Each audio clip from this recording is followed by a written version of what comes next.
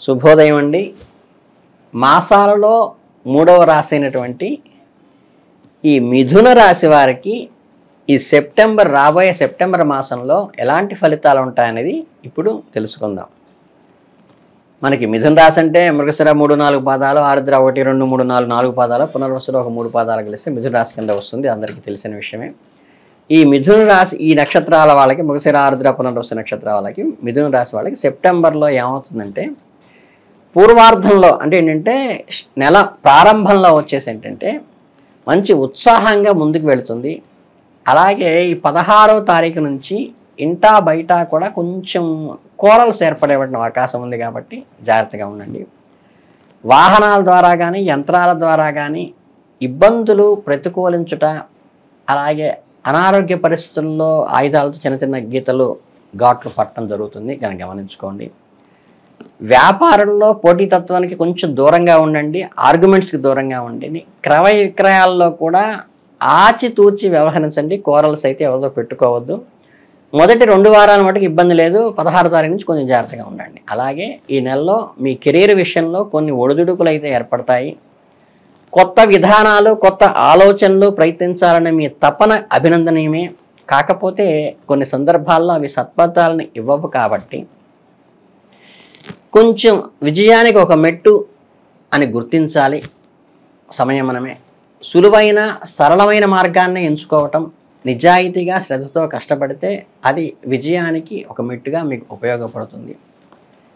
విద్యార్థుల విషయానికి అయితే ఎవరైతే స్టూడెంట్స్ ఉంటారో ఈ నెల ప్రారంభంలో చదువుపై ఏకాగ్రతతో కొంత కష్టపడవచ్చు, మంచి ఫలితాలు వస్తాయి. అలాగే గ్రహ స్థితుల వల్ల కూడా మీ మనసులో చంచలమయ్యేటువంటి అవకాశం ఉంది కాబట్టి మీరు విద్య యొక్క ప్రాముఖ్యతను గుర్తించి మీ గోల్ని, ఎయిమ్ని మర్చిపోకుండా నిరంతరం గుర్తు తెచ్చుకుంటూ మీ దృష్టిని దాని మీద కేంద్రీకరించాలి. సెప్టెంబర్ 18 తర్వాత గ్రహాల స్థితి మారటంతో మీ చదువులో మంచి ఫలితాలు, పురోభివృద్ధి సాధించేటువంటి అవకాశం అయితే ఎడ్యుకేషన్లో ఉంటుంది. కుటుంబ విషయానికి వచ్చేసి అయితే చిన్న చిన్న ఒడిదుడుకులు ఎదురైనా సరే మొత్తం మీద ప్రేమ అనురాగాలను పెంపొందించుకోగలుగుతారు. అలాగే కుటుంబ సభ్యుల మధ్య సామరస్యము, సఖ్యత కూడా పెరుగుతుంది. మీ కుటుంబం పట్ల మరింత శ్రద్ధ, ప్రేమ వహించి కుటుంబ సభ్యుల యొక్క నిర్ణయాన్ని గౌరవిస్తూ మీ ప్రవర్తనలో మిమ్మల్ని చిన్న చిన్న మార్పులు అంటే ఓర్పు, సహనం పెంచుకుంటూ ఉండటం అయితే మీ కుటుంబ బంధం బలపడటానికి ఉపయోగపడుతుంది.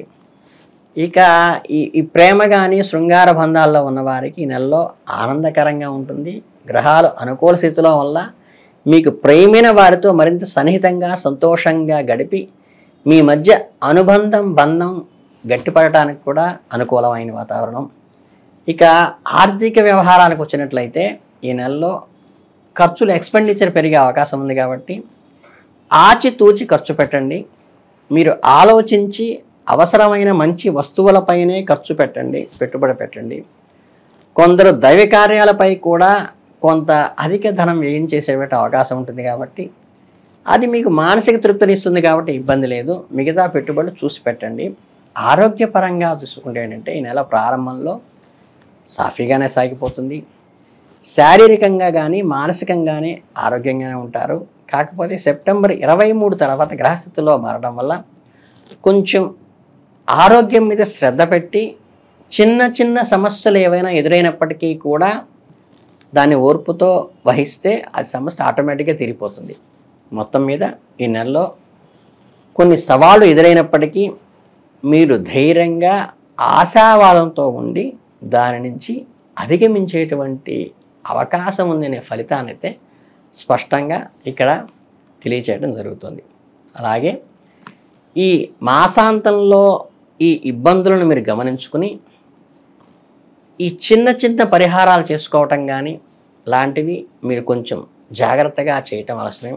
ఏంటంటే అవి ఉద్యోగంలో కానీ వృత్తి రంగాల్లో మీకు కృషికి తగ్గ గుర్తింపు రావాలన్నా, అడ్డంకులు తొలగిపోవాలన్నా, మీ ప్రతిభకు తగిన స్థానం దక్కాలన్నా కూడా ఈ పరిహారాలు అనుకూల స్థితిని ఇస్తాయి. మీకు మీ పనితీరు, సామర్థ్యాన్ని గుర్తించి పై అధికారులు ప్రోత్సహించడము, కొత్త కొత్త అవకాశాలు ఇవ్వటము, ఉన్నత స్థాయికి ఎదగటం కూడా ఈ నెలలో మీకు మంచిగా జరుగుతుంది. ఇక ఆధ్యాత్మిక మతపరమైన కార్యక్రమాల్లో చురుగ్గా పాల్గొంటారు. ఈ కార్యక్రమాలు మీ మనసుకు శాంతిని చేకూర్చుతాయి. అలాగే సానుకూల దృక్పథంతో సాగేలా కూడా చేస్తాయి. అలాగే ఈ సత్సంగాల్లో పాల్గొనటము, ఈ గ్రూప్ మెడిటేషన్స్లో పాల్గొనటము, ఈ సంకీర్తనలో కానీ దేవాలయ దర్శనాలు చేసుకోవడం కూడా మీకు ఈ నెలలో కలిసి వస్తుంది. గత మాసంలో ఏవైతే సవాళ్ళను ఎదుర్కొన్నారో, ధైర్యంతో అధిగమించారో, అలాగే మీరు చూపిన కృషి పట్టుదల ఈ మాసంలో ఫలితాన్ని ఇస్తాయి. మీ ప్రయత్నాలకు తగిన గుర్తింపు ప్రతిఫలం కూడా లభిస్తుంది. ఇది మీ ఆత్మవిశ్వాసాన్ని పెంచి మరింత ఉన్నత లక్ష్యాలను చేరటానికి ఈ మాసం అయితే మీకు అనుకూలంగా ఉంటుంది. ఉద్యోగం కోసం చేస్తున్న ప్రయత్నాలు ఏవైతే ఉంటాయో అవి సత్ఫలితాలు ఇస్తాయి.